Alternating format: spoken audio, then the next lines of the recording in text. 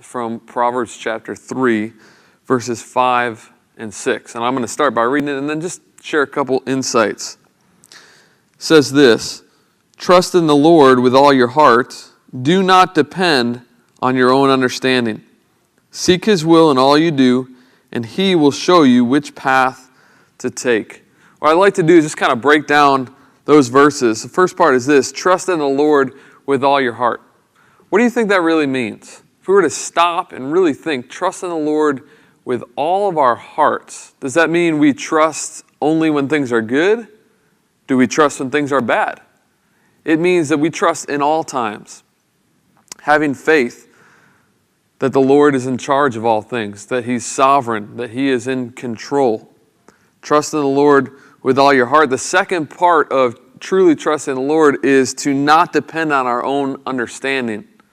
A lot of times, our trust is hindered by our own understanding, what we think is right, what we think should be happening, how we think God should handle a situation.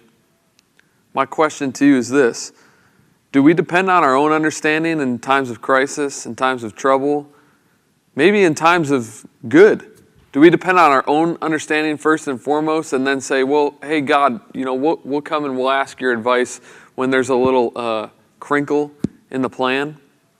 Do not depend on your own understanding. I think sometimes if we really think about this a little bit deeper, we see that when we trust ourselves, there's a certain extent to which things go well. There's a certain extent to which we can manage our own problems. But oftentimes, time runs out on that, and we realize we're not in control. We cannot forecast what's happening. Think about today. Think about all the stuff that's going on. What's the first thing people do? They run. The hysteria causes people to run to be in control. But what happens when you're not in control? When they don't have what you want at the store? When you maybe get sick or have some symptoms? Our hope is that we trust in the Lord long before we run out of our own control. Here's why. When we seek His will in everything that we do, when we seek God, when we put Him first, when we trust in Him, He's going to show us which path to take.